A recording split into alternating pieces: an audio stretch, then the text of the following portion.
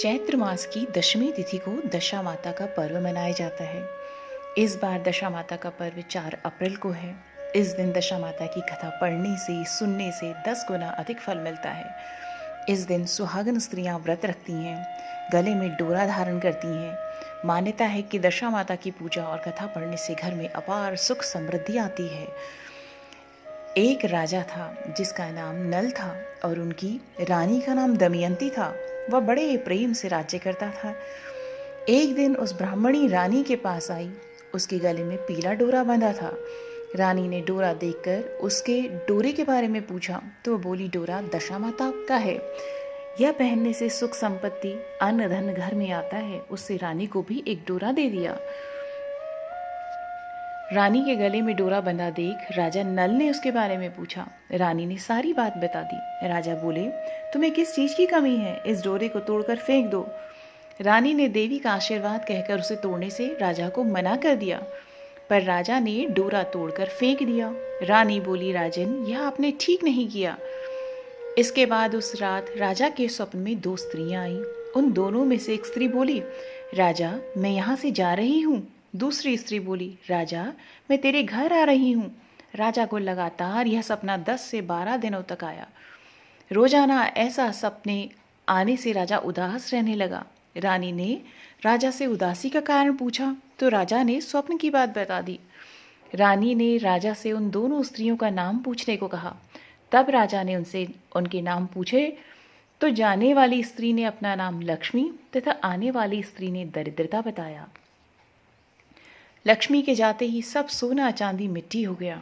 रानी सहायता के लिए अपनी सखियों के पास गई, लेकिन रानी का बुरा हाल देखकर कोई भी उनसे नहीं बोला। दुखी मन से राजा रानी 5 बरस के राजकुमार के साथ जंगल में कंदमूल खाकर अपने दिन बिताने लगे। चलते चलते राजकुमार को भूख लगी तो रानी ने कहा, यहाँ पास ही एक मालन रहती है जो मुझे फूलों की माला देकर जाती थी।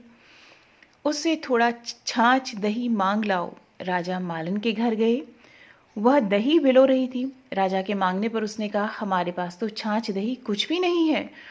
राजा खाली हाथ लौट आया। आगे चलने पर एक सांप ने कुंवर को डस लिया और राजकुमार की मृत्यु हो गई।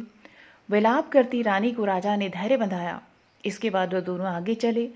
राजा 2 तीतर मार लाया। भुने हुए तीतर भी उड़ गए। उधर राजा स्नान कर धोती सुखा रहा था कि धोती उड़ गई। रानी ने अपनी धोती फाड़कर राजा को दी। वे भूखे प्यासे ही आगे चल दिए।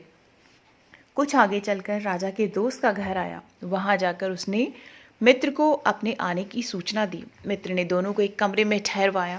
वहां मित्र ने लोहे के औजार आदि रखे हुए थे।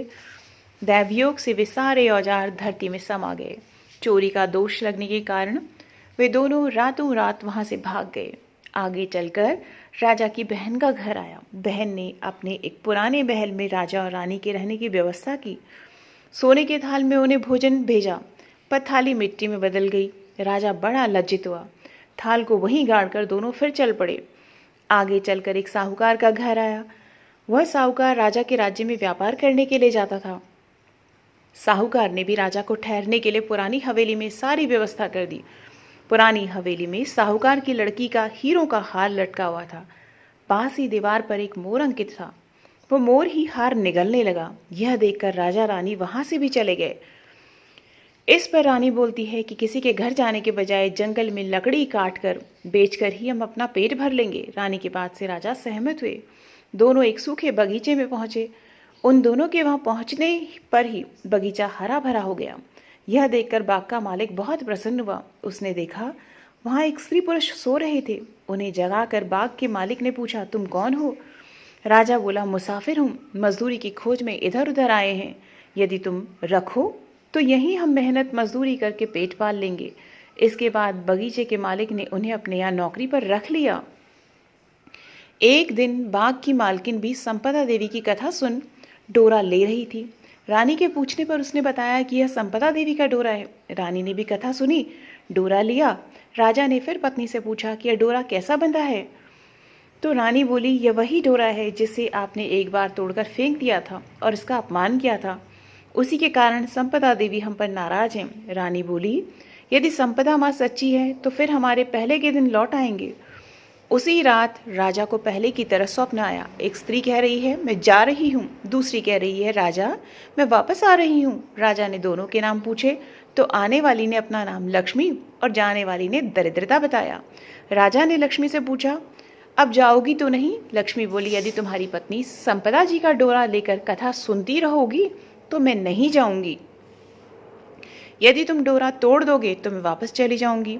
बाग की मालकिन जब वहां की रानी को हार देने जाती तो दमयंती हार गूंथ कर देती। हार देखकर रानी बड़ी प्रसन्न हुई। उसने पूछा कि हार किसने बनाया है? तो मालन ने कहा कोई पति पत्नी बाग में मजदूरी करते हैं, उन्होंने ही बनाया है। रानी ने मालन को दोनों परदेसियों के नाम पूछने को कहा। उन्होंने अपना नाम नल दमयंती बता दिया। मालन दोनों से क्षमा याचना करने लगी। राजा ने उससे कहा इसमें तुम्हारा क्या दोष है, हमारे दिन ही खराब थे।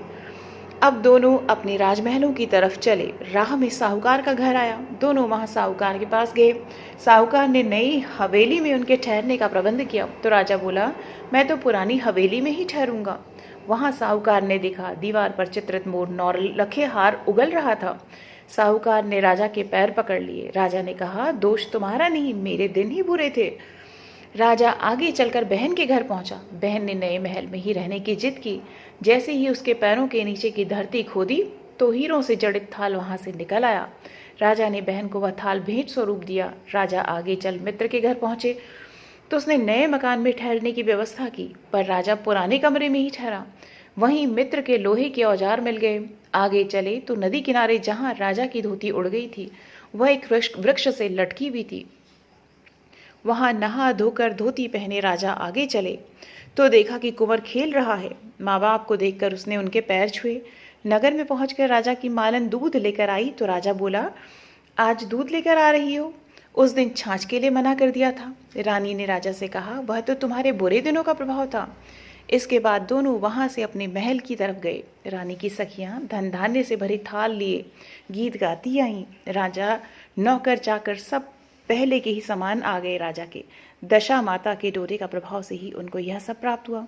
इसलिए सभी को श्रद्धापूर्वक माँ दशा माता की पूजा करनी चाहिए और स्त्रियों को कथा पूजन का डोरा धारण करना चाहिए। तो सभी भक्तजन बोलिए जय हो माँ दशा माता की।